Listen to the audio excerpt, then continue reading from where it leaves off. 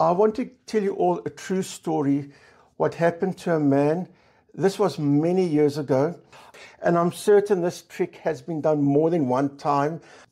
What happened to this one man, he got a phone call from someone claiming to be from his bank and the credit card department, and letting him know, he says, I don't know if you know it, sir, he says, but your credit card has been stolen. He gets told. He says, but we have good news, is that the bank knows that it's been stolen. We've cancelled your card to protect you, to make sure that the thief doesn't do anything else on your card. And then said to the man, would you like to make an appointment to come back to the bank so we can issue you your new card? And they made an appointment a couple of days later, let's say 5 days later. So this man's thinking, it's inconvenient without my card, but the good news is I'm safe because the bank's cancelled it, the bank knows about it, and in a few more days, I'll get my new card. Those couple of days later, let's say it's 5 days later, he arrives at the bank with that appointment.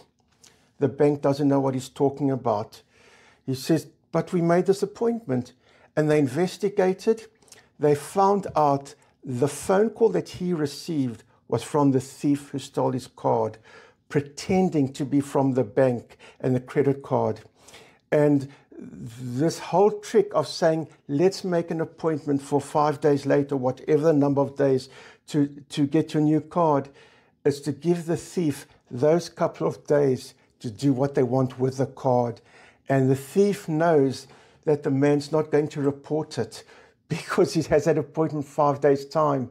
So in these 5 days, this is the thief's opportunity, knowing it will not be reported until that day. And I'm certain this thief was very good at his job.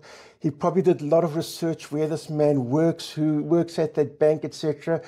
And he has a personality that when he makes that phone calls, it sounds very, very convincing.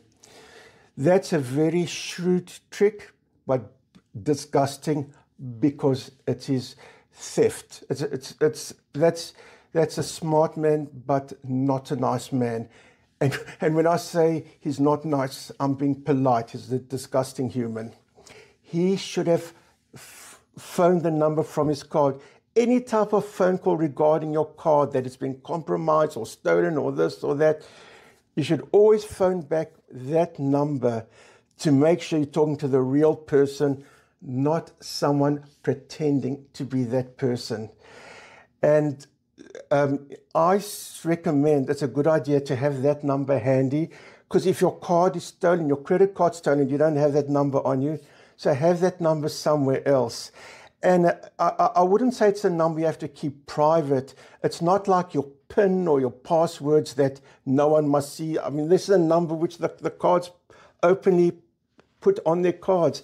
So make sure that number is easy to reach. If your card is stolen, you can easily reach that number from somewhere else, from your card. So if anything happens with your card, you call that number from the card. Even if that physical card's not here, now you know you're talking to the legitimate person. Or any phone call you receive that this happened to your card or that happened to your card, or in this case, let's make that appointment, call the number that's on your credit card to make sure you're talking to the right person. And I'm sharing these stories not to frighten us, but I want us to be aware. The more aware, the better we are protected. And I want us all to learn and look after each other. As always, your comments are welcome, and thank you all for watching.